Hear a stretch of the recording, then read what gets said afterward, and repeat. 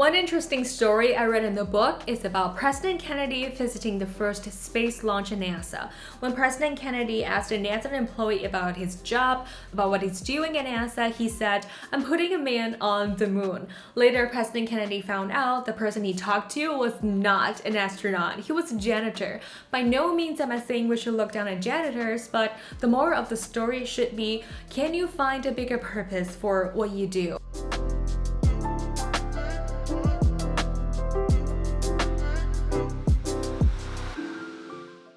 Hi there, it's Amber. Welcome back to my channel and welcome to my new apartment. Joan and I finally moved in together. I'm still in the process of slowly decorating it, but I hope you like my home office so far.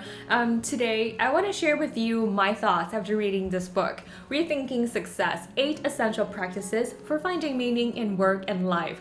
To answer the question, am I successful? I'm going to use the practices that this book talks about and break down my life into 4 aspects. I call it my success square. That's the relationship I have with myself, with my family and friends, with my other half, and with my career. Because in my opinion, I think all of them have to integrate with each other seamlessly so I can live a happy and fulfilled life. So stay tuned till the end of the video and let's find out, am I successful? The one relationship that will last your entire life and never change is the one you have with yourself. I think you have to like the person you are in order to feel at ease in your own skin.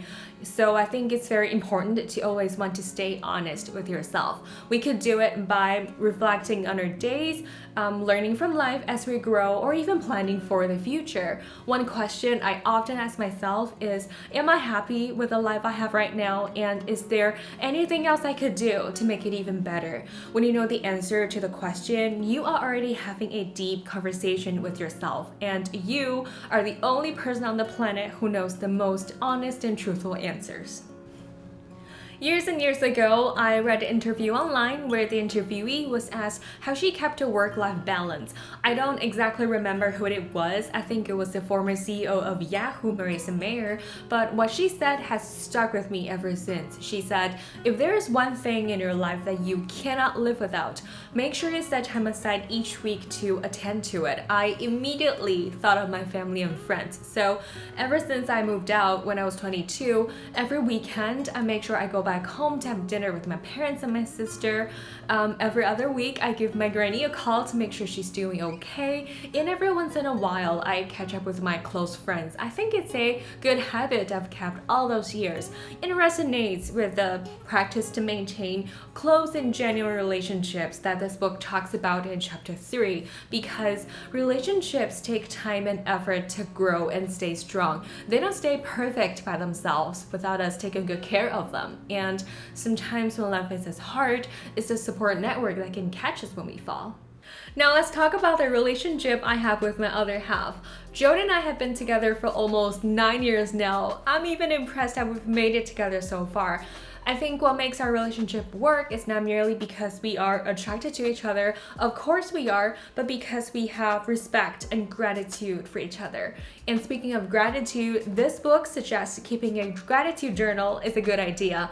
I tried it for 1 week, it didn't last, but it's still a good reminder that no one should do anything for us just because they should or because they are our other half. Let's say your other half did something for you. Maybe they did the dishes or they took you out on a date night. No matter how small or significant that something could be, a simple thank you can make such a big difference. And imagine this, if you were in their shoes when you heard this, wouldn't you feel loved and not taken for granted?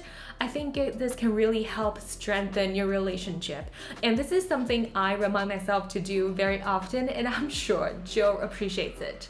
One interesting story I read in the book is about President Kennedy visiting the first space launch in NASA. When President Kennedy asked a NASA employee about his job, about what he's doing at NASA, he said, "I'm putting a man on the moon." Later, President Kennedy found out the person he talked to was not an astronaut. He was a janitor. By no means am I saying we should look down on janitors, but the moral of the story should be, can you find a bigger purpose for what you do? and I think this janitor is great inspiration. If I were to find a bigger purpose for what I do, I would say is helping people create better lives.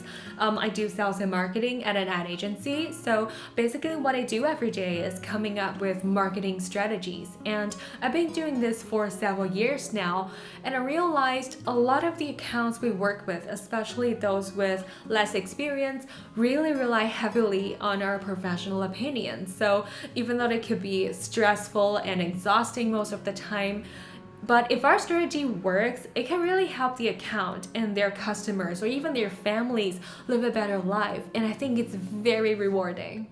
Now wrapping up, like I said in the beginning of the video, the 4 aspects of my success square have to integrate with each other seamlessly so I could be successful. And looking at it now, nothing is out of place. There are definitely more goals I want to achieve, but I think I can proudly say I am on track to be successful. Yay! But as usual, thanks for spending time with me today, and take good care of yourself. I will see you in my next video. Bye!